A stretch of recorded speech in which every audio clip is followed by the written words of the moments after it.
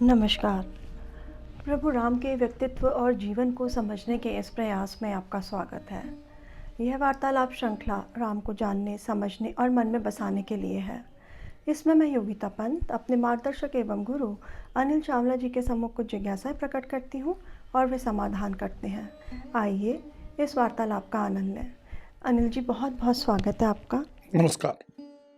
अनिल जी, पिछली बार आपने आस्तिक मत के बारे में बताया और उसकी बहुत विस्तार पूर्वक उसके बारे में बताया कि उसमें कुछ बिंदु होते हैं जो एक आस्तिक व्यक्ति में होने चाहिए, पर आपने मूर्ति पूजा के बारे में कुछ भी नहीं कहा। तो क्या आस्तिक मत और मूर्ति पूजा का कुछ संबंध है?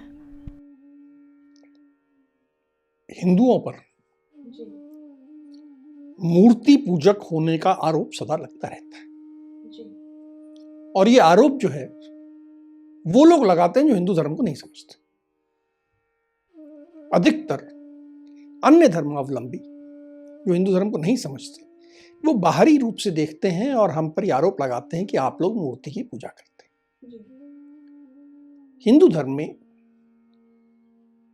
मूर्ति पूजा आवश्यक तो कतई नहीं है और मेरा मानना है कि हिंदू कभी भी मूर्ति की पूजा नहीं करता।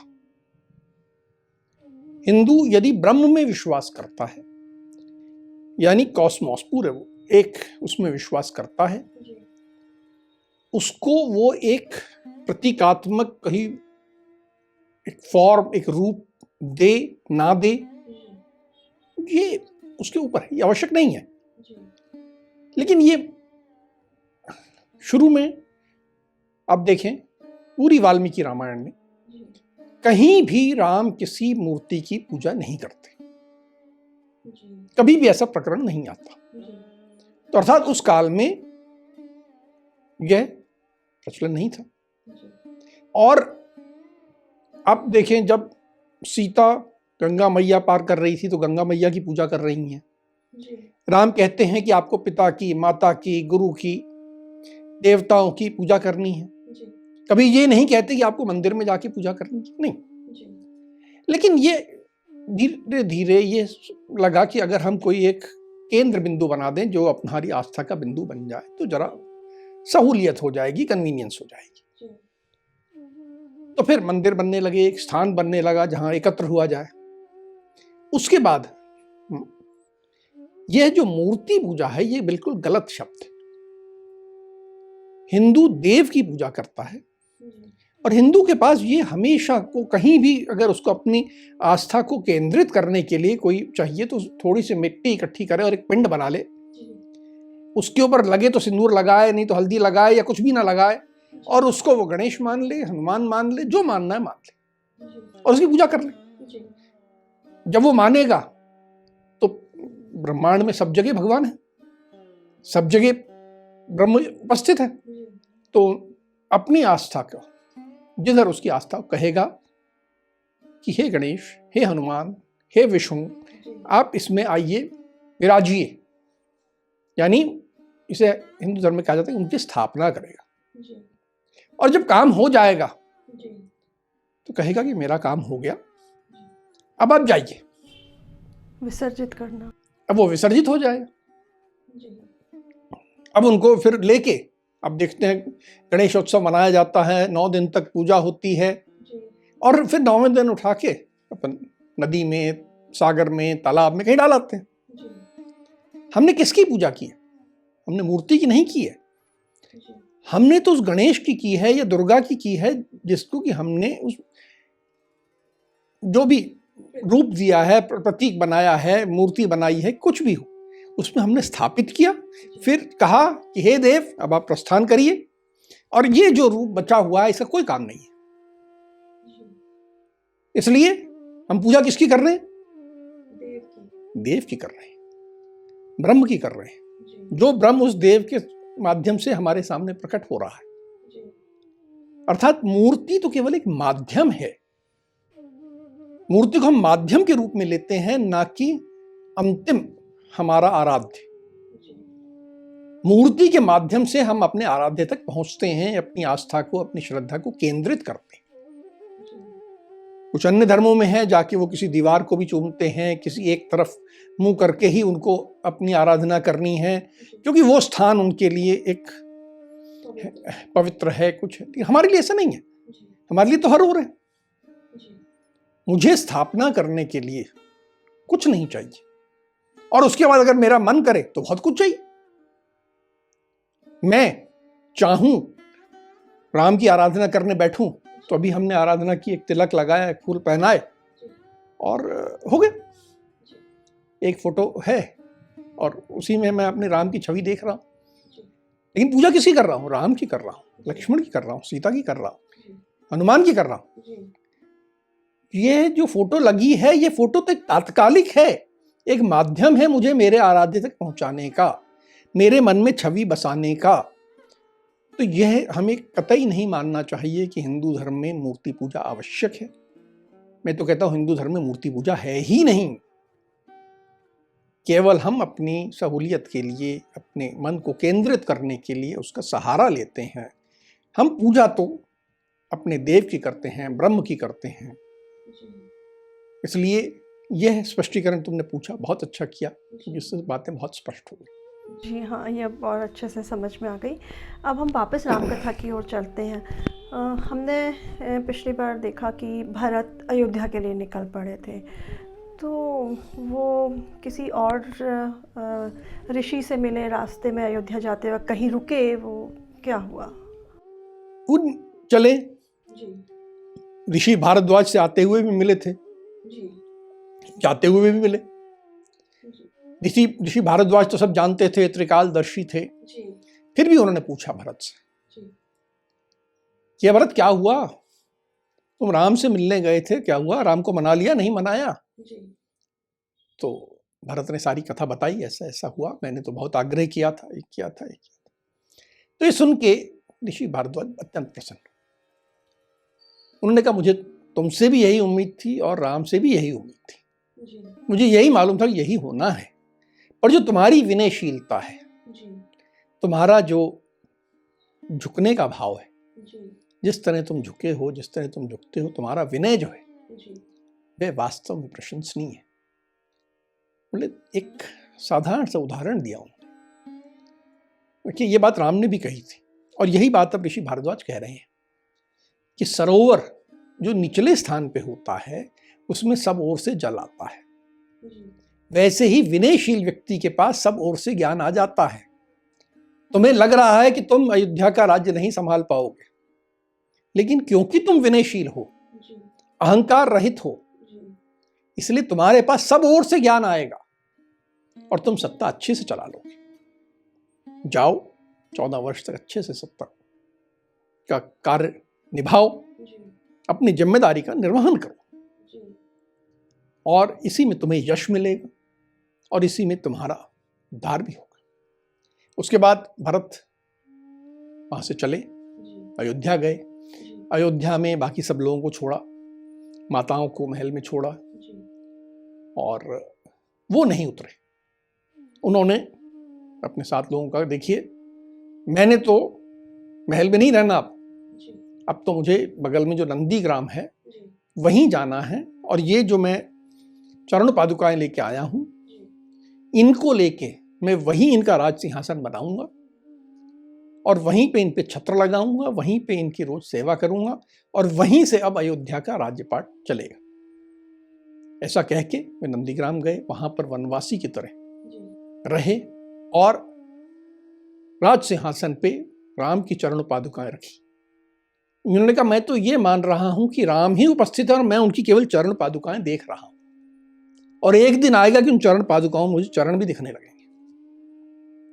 कुछ बस 14 वर्ष इंतजार करना है, उसके बाद इन चरण पादुकाओं मुझे चरण दिखेंगे। तब तक मैं केवल उन चरणों की कल्पना करके ये राज्य चलाऊं, और उन्होंने वैसा ही किया। भरत की भ्राता भक्ति जो है वो देखने योग्य है। अब यहाँ नंदीग्राम पहुँच गए भरत, वहाँ पे राम लक्ष्मण सीता जो है चित्रकूट में, वो सुखपूर्वक जैसे पहले रह रहे थे वैसे रहने लगे होंगे? नहीं,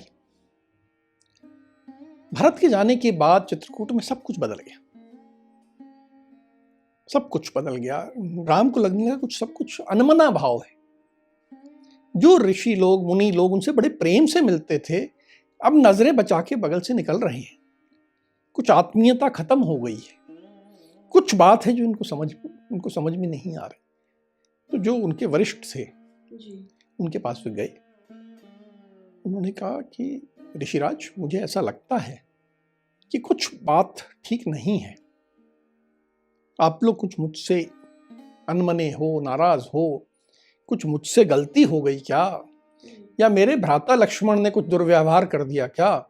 या मेरी पत्नी सीता ने आपके सेवा करने में, आपका ध्यान करने में कुछ गलती कर दी हो, भूल कर दी हो, तो मुझे बताएं, हम उसका प्रायश्चित करें। तो जो वो ऋषि थे उन्होंने कहा, नहीं, ये तो संभव ही नहीं है जो आप कह रहे हैं। आप, लक्ष्मण, सीता कोई गलती कर दें, भूल कर दें, ये कैसे हो सकता है? ऐसा नहीं है, बात ऐसी बिल्कुल नहीं है। पर बात कुछ और है। वो ये है कि आप यहां आके रह रहे हो, रावण का छोटा भाई है खर, वो आपको पसंद नहीं करता, और आपके यहां आने के बाद वह हम लोगों को तंग करना उसने शुरू कर दिया है। कभी उसके राक्षस आते हैं, हमारे आश्रम को तोड़ फोड़ कर देते हैं, कभी कुछ अपवित्र चीजें फेंक देते हैं, कभी कुछ मारपीट कर लेते हैं, इस तरह करके हमें तंग कर रहे हैं। और अब तो भरत भी आके गए, इतनी बड़ी सेना आई, सबको मालूम है कि आप यहाँ रुके हो और आप अयोध्या के राजकुमार हो, तो अब तो खर हमें और तंग करेगा। तो हम सब का ये मत है कि अब हम यहाँ नहीं रहेंगे। अब हम सब यहाँ से थोड़ी दूर पे एक और वन है, वहाँ बड़े फल फूल बहुत अच्छे हैं, वहाँ पर एक अश्व ऋषि का आश्रम है, हम सब वहाँ जाके रुकेंगे। हमने ये तय कर लिया। और वैसे हमारा आपसे भी यही निवेदन है कि माना आप बड़े बहादुर हो, आपका शौर्य की भी हमने कहानियां सुनी हैं, लेकिन आप अपनी पत्नी के साथ यहाँ आए हुए हो, ऐसे में ज्यादा खतरा लेना ठीक नहीं, आप भी हमारे साथ चलो। अब राम बड़े भौचक, राम ने उन्हें समझाने की कोशिश की, सांत्वना देने की कोशिश की, लेकिन वे तो अपने ही राग पे थे कि नहीं, हम तो मन बना लिया है, आप भी चलिए, आप भी यहाँ मत रहिए, और ये सुरक्षित नहीं है, तो हम लोग तो अब जाएंगे ही जाएंगे। अनिल जी, ये राम जी तो इतने सक्षम थे, वो किसी का भी वध कर सकते थे जो नुकसान पहुंचाए, तो राम जी ने खर का वध नहीं किया? उन्हें किसी ने कहा क्या वध करो? राम से कहा क्या खर का वध करो? देखिए, ये एक सिद्धांत बहुत महत्वपूर्ण है कि राम आपकी मदद तभी करेंगे जब आप खुद कुछ करोगे और फिर उनसे कुछ मांगोगे। अगर आप खुद कुछ नहीं करोगे, आप डरपोक हो, आप दुम दबा के भाग रहे हो, तो राम आपकी मदद नहीं करेंगे। उन ऋषियों ने क्या ये कहा कि राम आप करो युद्ध, हम आपके पीछे हैं? ऐसा नहीं कहा। उन्होंने तो राम को भी और हतोत्साहित किया। जो व्यक्ति साहस नहीं करता, पराक्रम करने को तैयार नहीं होता, जो डरपोक है, राम उसके साथ कभी खड़े नहीं होते। ये उस युग में भी सत्य है और आज भी सत्य है। आज यदि आप कुछ चाहते हो कि ब्रह्म, उनके स्वरूप राम या हनुमान या कुछ भी, कोई भी देव आपके साथ खड़े हों, पहले खुद तो खड़े हो। आप खुद खड़े नहीं होगे और सोचोगे कि वो आके आपकी मदद कर दें, क्यों करें? जो डरपोक है, जो हिम्मत हार चुका है, उसकी मदद प्रभु नहीं करते। और यहां भी वही हुआ। यहां राम ने पहले उनको समझाने की कोशिश की कि अब मान जाओ, लेकिन जब नहीं माने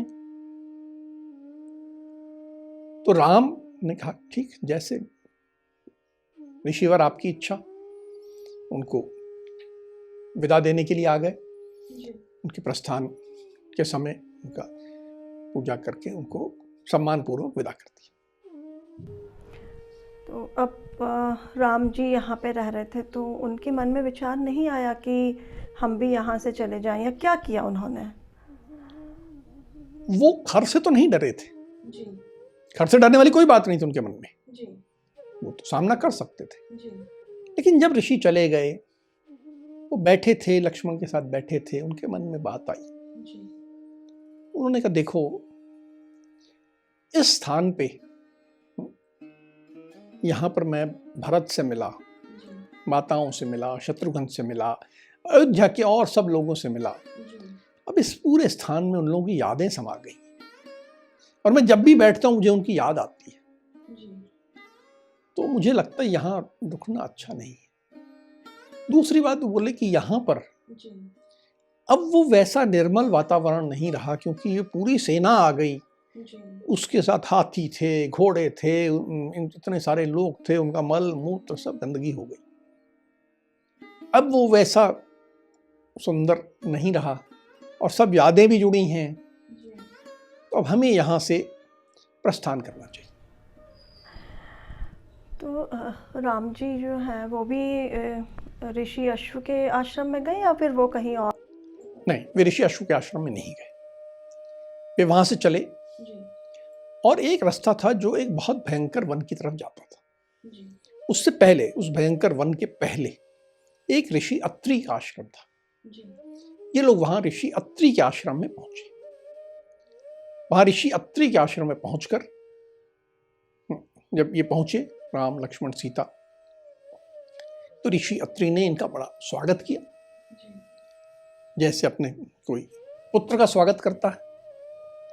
इन्होंने भी ऋषि के चरण स्पर्श किए, ऋषि ने इनको गले लगाया, बहुत सम्मान पूर्वक बिठाया। फिर अपनी पत्नी उनकी अनुसुईया थी, जो बहुत वृद्ध थी, जिनके के हाथ कांपते थे, जो कि ऐसा लगता था कि ढंग से बोल भी नहीं पाएंगी, इनके पूरे शरीर पे झुर्रियाँ पड़ी हुई थी, बहुत वृद्ध थी ऋषि की पत्नी।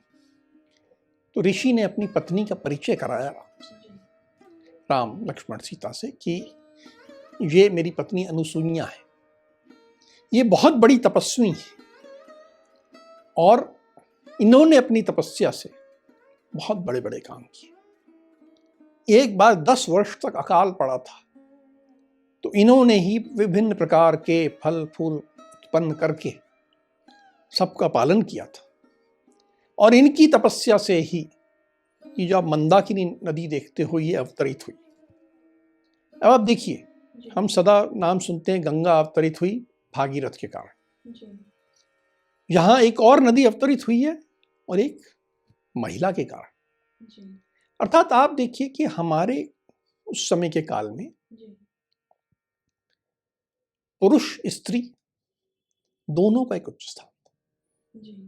स्त्री ये नहीं कर सकती, तपस्या नहीं कर सकती, ऐसा पढ़ाई नहीं कर सकती, ऐसा नहीं था। ऋषि कह रहे हैं कि मेरी पत्नी ने जो काम किए हैं वो मुझसे भी महान हैं, आप लोग इनका सम्मान करिए। तो ये सुन के तीनों गए, उन्होंने अनुसुईया का, ऋषि पत्नी अनुसुईया के चरण स्पर्श किए, उनका पूजन किया। सीता ने भी उनको विशेष रूप से सम्मान दिया, और वे भी सीता से मिलकर अत्यंत प्रसन्न हुई, उसको गले लगाया। अनिल जी, यहाँ पे जो एक बात जो समझ में आई है कि उस समय भी नहीं, उस समय जो है महिलाओं का बहुत उच्च स्थान था, उसमें आज़ाद थी, वो स्वतंत्र थी, उनको ऐसे कोई रोक टोक नहीं थी कि वो ये काम कर सकती हैं या ये नहीं कर सकती। और पुरुष भी उनका सम्मान करते थे। जैसे अनुसुईया जी का जो उनके पति ने इतनी तारीफ़ करी है, उनके बारे में बताया, परिचय दिया, तो ये बहुत आज के युग में तो हम सोच नहीं सकते। आज के युग में भी करते हैं, कुछ पति करते हैं, सब ऐसे नहीं है सबको मत कही।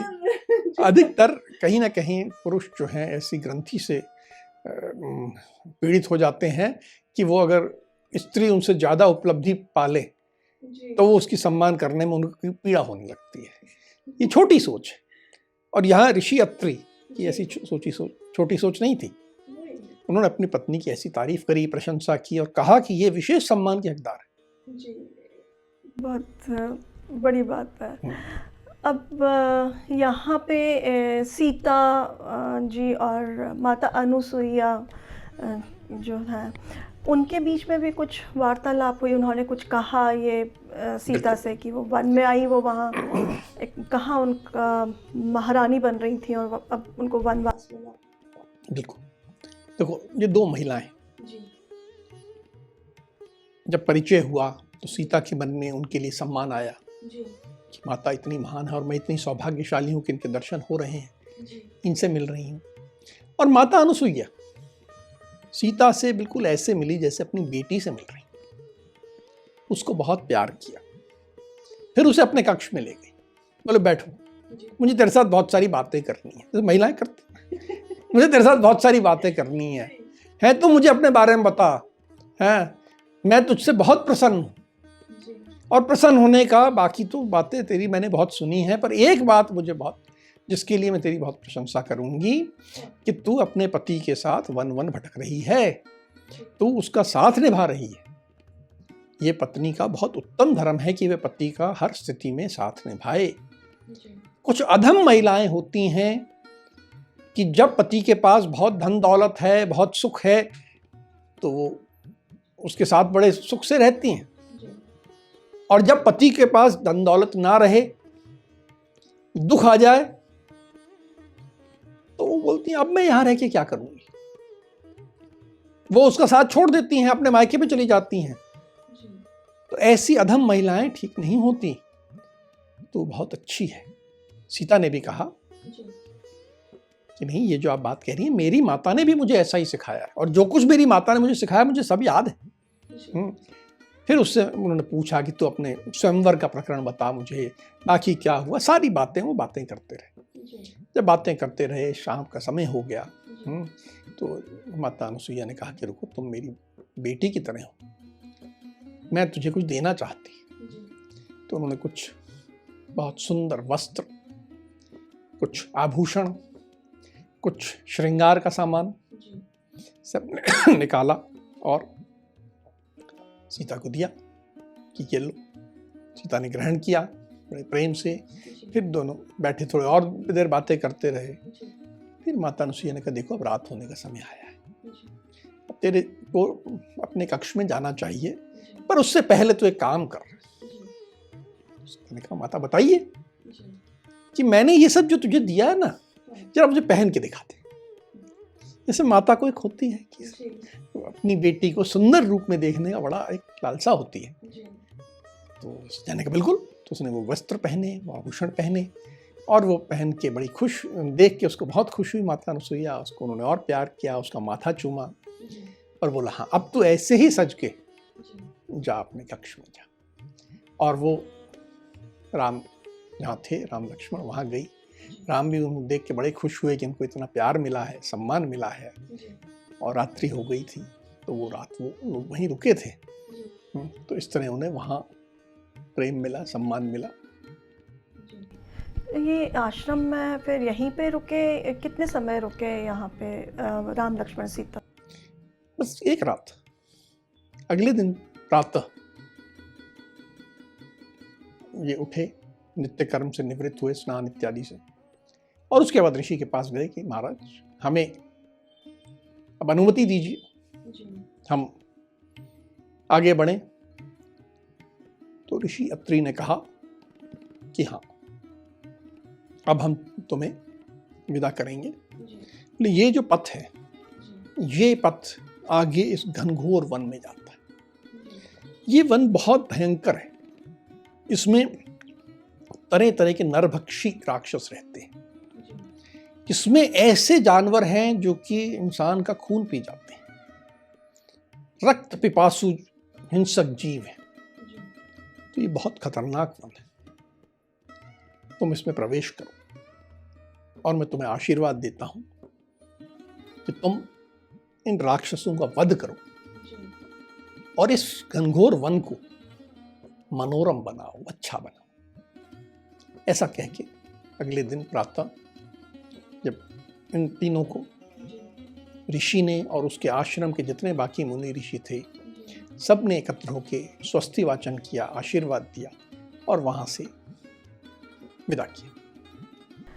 अभी ऐसा लगता है कि राम जी का जीवन में और कठिन समय आने वाला है। बिल्कुल बिल्कुल। अब मैं तुमसे एक बात कहूँ कि हम आज अयोध्या कांड समाप्त कर रहे हैं। हमने 28 प्रकरणों में अयोध्या कांड की चर्चा करी, जो बहुत विस्तृत चर्चा हुई अयोध्या कांड की। अब अभी तक तुम हमेशा मुझसे प्रश्न पूछती रही, अब मैं तुमसे एक प्रश्न पूछता हूं कि अयोध्या कांड के 28 प्रकरणों का यदि मैं तुमसे निचोड़ पूछूं कि एक या दो बातें बताओ जो तुमने उनसे सीखी, तो क्या है? अनिल जी, आपके सामने तो मैं बहुत ही तुच्छ प्राणी समझती हूँ अपने आप को कि मैं बता सकूं, पर मैं एक दो लाइन जो कहना चाहूँगी कि सबसे पहले तो यहाँ पे हमें राम जी का परिवर्तित रूप देखने को मिलता है। कहाँ पे वो बालकांड में अपने पिताजी की छत्र छाया में थे, ऋषियों के संरक्षण में थे, और उसके बाद अचानक परिस्थितिवश उनका वयस्क बनना पड़ा, उनका राज्याभिषेक होना था। अब उनको बार बार राज्याभिषेक होना था और उनको वन में जाना पड़ा, तो उसके लिए उनको कई निर्णय लेने पड़े, कठिन निर्णय, जो कि उन्होंने धर्म के पर आधारित लिए। तो ये एक चीज़ जो बड़ी बात हमें सीखने को मिलती है कि धर्म क्या है, अधर्म क्या है।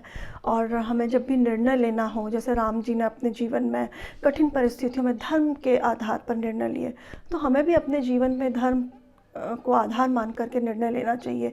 अपनी जो महत्वाकांक्षाएं हैं, इच्छाएं हैं, उनको पीछे छोड़ देना चाहिए।